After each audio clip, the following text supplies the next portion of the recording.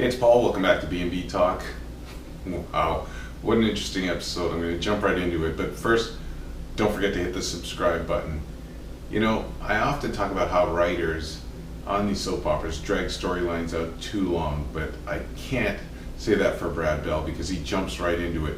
I think the actor that plays Thomas has been on the show for about 4 episodes and he wreaks havoc. Now first we see Ridge into Thomas and he tells him there are no free rides and that he thinks his designs don't cut it, and if they don't cut it he'll never be a part of the team. And they argue back and forth for a while, and eventually Thomas throws a shot at Ridge and says he thinks he's out of touch with current fashion, and he kind of storms out of there. Now after that we see Brooke, and she's kind of grilling Caroline about Thomas. I think she, after having an attraction to him herself and knowing that Caroline was involved with him, sees that something could be there, and she knows all the parties involved and what they're capable of.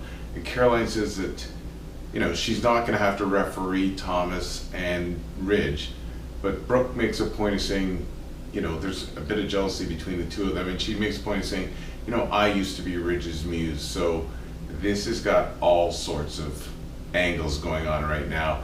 After that we see Eric, and he pays a visit on the Forster patio to Deacon and Quinn, and he has a little bit of fun with them, but then he gets around to asking how the marriage is going.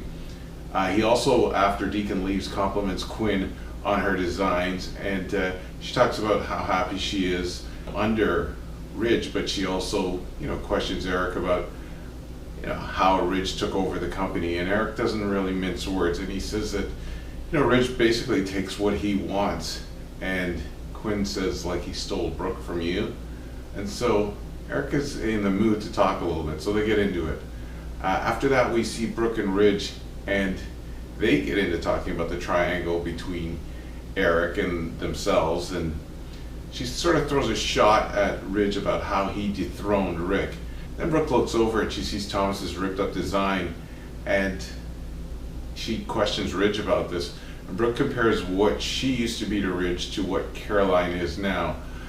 So they're really getting into a lot of subjects here, and she says it always comes down to someone younger. And Ridge admits that he might have overstepped with Thomas, but he tells her that he thinks his son is soft.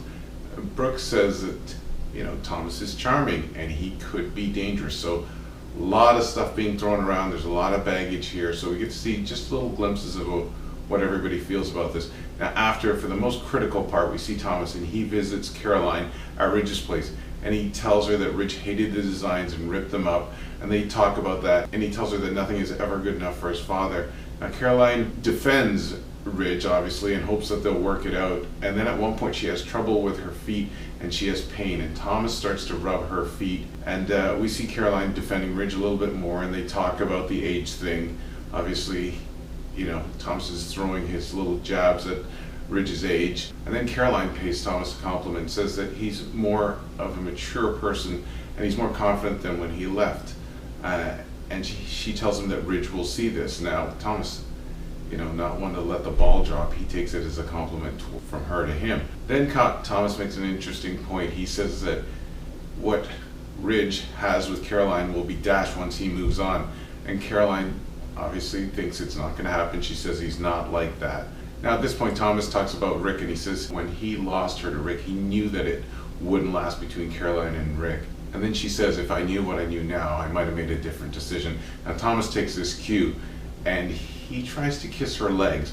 Now Caroline knows it's wrong, and she pushes him away, and then she asks him to leave, but she's not really saying no in her eyes.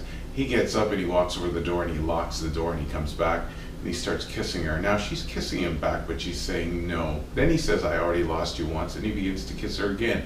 Like I said, she's not putting up a lot of resistance, so they don't waste any time on this. So things are going to get crazy because Ridge is on his way home, and that's where we leave things. So really interesting episode today on B&B Talk. Tell me what you think about it. It's Paul. Don't forget to follow us on social media and subscribe. Have a great day.